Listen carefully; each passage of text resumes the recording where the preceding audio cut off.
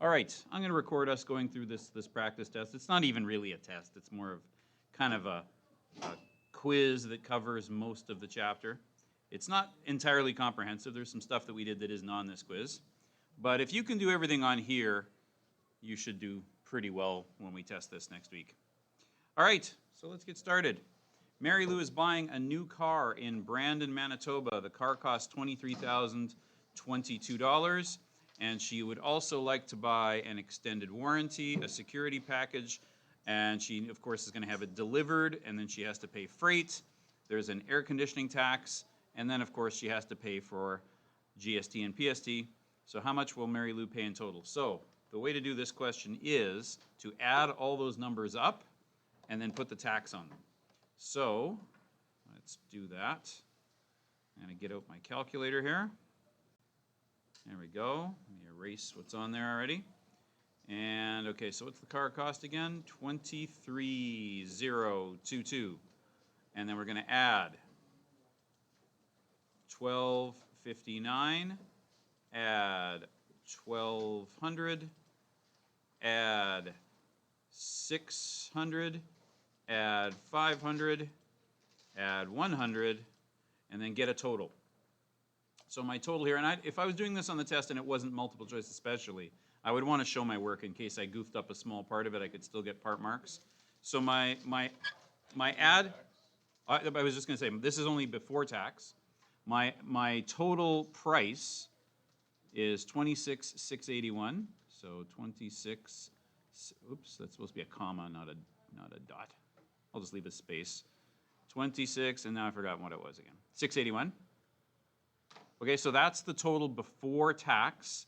We have to times that by 1.12, right? Because in Manitoba we get 12% tax. You can also do this by finding 12% of this number and then adding it to the number if you prefer to do it that way. But since they're not asking me how much the tax is, I don't need the tax number, so this is faster, right? So then I go back to my calculator, and I times by 1.12, and there we go. I get 29,882 and 72 cents. And this is a multiple choice question, so which one of these is the right answer? B. All right, guarantee you a question or two like that, where it's just a matter of adding and multiplying. Okay, Brunhild lives in Manitoba. She's buying a used car from a dealer for $16,799. The total tax in Manitoba is 12%. What is the total purchase price, including tax? Okay, I might want to go back and remind myself how this works. I might go back to my page in my notes here, which I don't seem to have open. I thought I had the notes open. I must have accidentally closed them. Give me a second. Okay, where's my cursor? There you are. Vehicle finance, notes, there. There we go. So I'm going to go back to that chart that was in buying a used car, which was lesson 5, and remind myself, we'll give you this chart on the test. Oh wait, this is a new vehicle, my bad. There we go. We'll give you this chart on the test, so here's the way we have to remember it, right? When we buy a used vehicle, we have to kind of keep in mind how this chart works. So let's go back to the question now. And we'll say, okay, so she's buying it from a dealer. Okay, so from a dealership, that means that she has to pay PST and GST. And she only, she has to, if she's getting it safety, there's no PST. And then there's no tax of any kind on a lien search. So you have to remember those things when you do these kinds of questions. Okay, so she's buying a used car from a dealership, so the total tax in Canada is 12%. So we want $16,799 times 1.12. Bring up the calculator and let's calculate that. So 16,799 times 1.12, and that's $18,814 $8.88, which is A. Now, if I'd have goofed this up, if I'd have thought, oh, hey, this is messing with me, I don't have to pay both taxes, I'll bet one of those would have been one of the other answers, right? We do that when we make math tests. We make logically wrong answers. So if you make a mistake, you'll get one of the other choices. I know, evil. They teach us to do that in teacher school. How do I say this name? Kimiko? Kimiko lives in Manitoba. She is buying a used car from a dealer for $16,799. The total tax is 12%. She plans to make a down payment. Now here's another one where the logically wrong answer will totally be one of the choices. What happens with this down payment? You put the tax on the price first, and then you take off the down payment, right? So that's the answer we have to do. So we have to take the $16,799 times 1.12, which we actually kind of already have that answer. Where'd my calculator go? There it is. So we already have that answer. It's this, right? And then she plans to make a down payment of $6,000, so we just subtract $6,000 from that. And we get our answer, which is, again, the B answer. So again, just minus 6,000. That's the ugliest 6 I've ever made. There we go. Any questions about that? Common mistake on this is somebody who goes, well, wait a minute, if I do, shouldn't I take the down payment off and then calculate the taxes? No, because you have to pay your taxes out of your down payment or whatever payments you're making. So the answer is you got to do the tax first on that kind of a question. All right, number 4. Ray owns a sport utility vehicle, an SUV, and drives mainly in the city. He drives around 1,100 kilometers each month.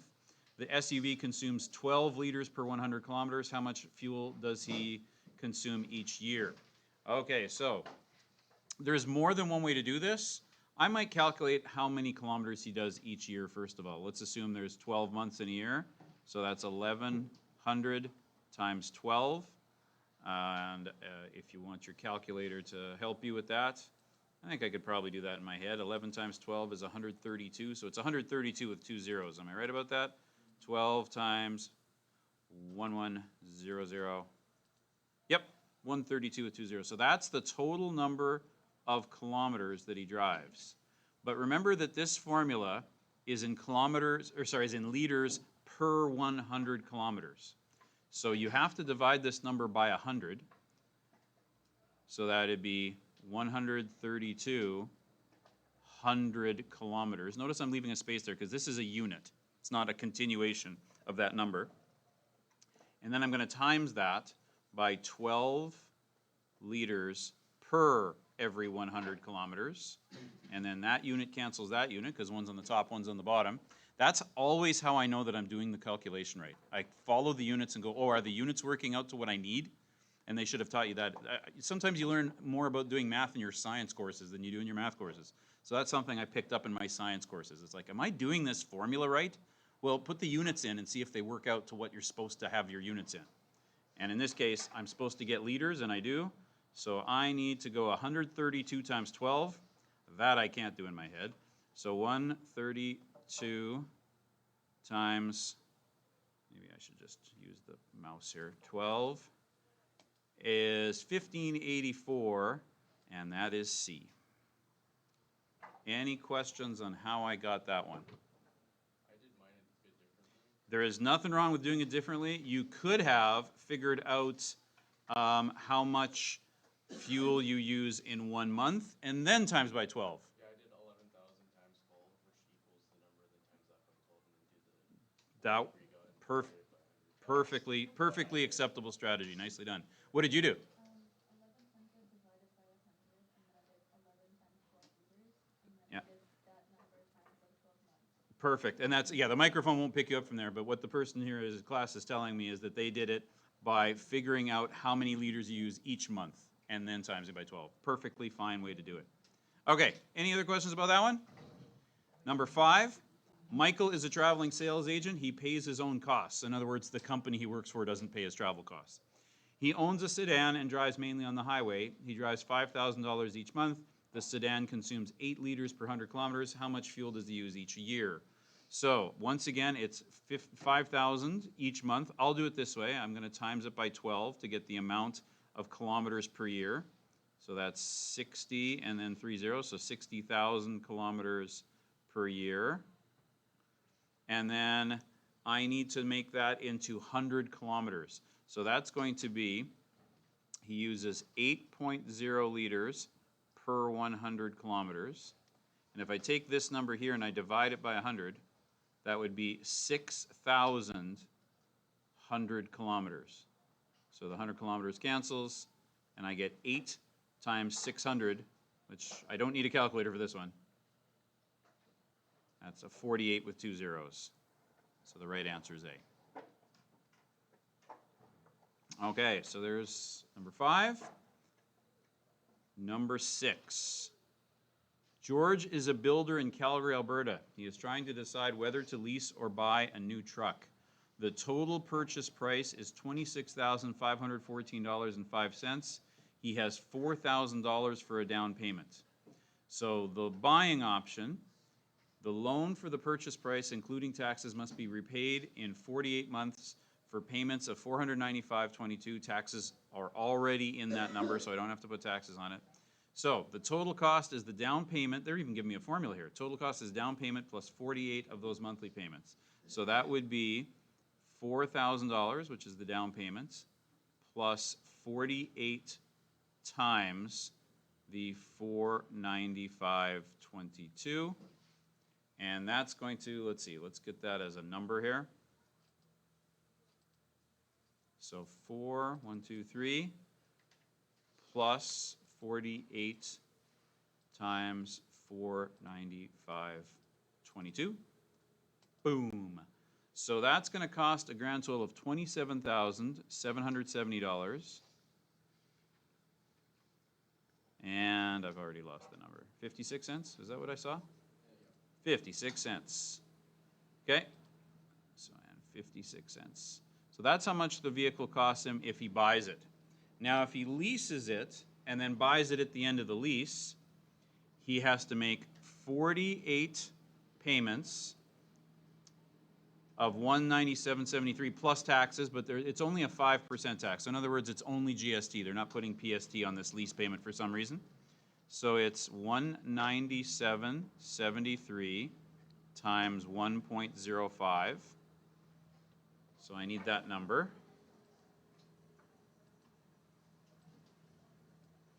So 197.73 times 1.05. So this is $207, and I have to round that to 62 cents. So $207.62. That's supposed to be a dollar sign. All right.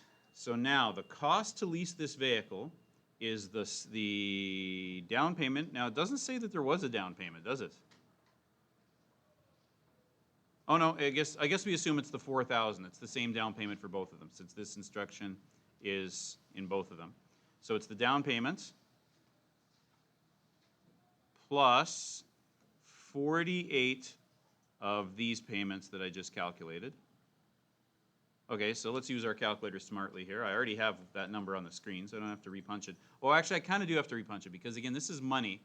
This is the exact opposite of the sciences. In science, they say never round a number till you're at your final answer. But in money questions, they don't carry decimals of a cent. So round this to 207.62. And I make 48 of those payments. And then I already made a down payment of $4,000. So that's how much leasing costs me. $13,965. And how many cents?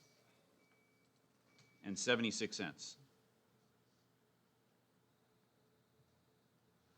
Now, how much does it cost after I lease to buy the vehicle? So it cost me that total I just got, $13,965.76, plus it cost me the price to pay for the rest of the vehicle, the after loan price, plus another 5% tax, so times that by 1.05, and this, so I already have that first number on my screen, or on my calculator screen, I should say.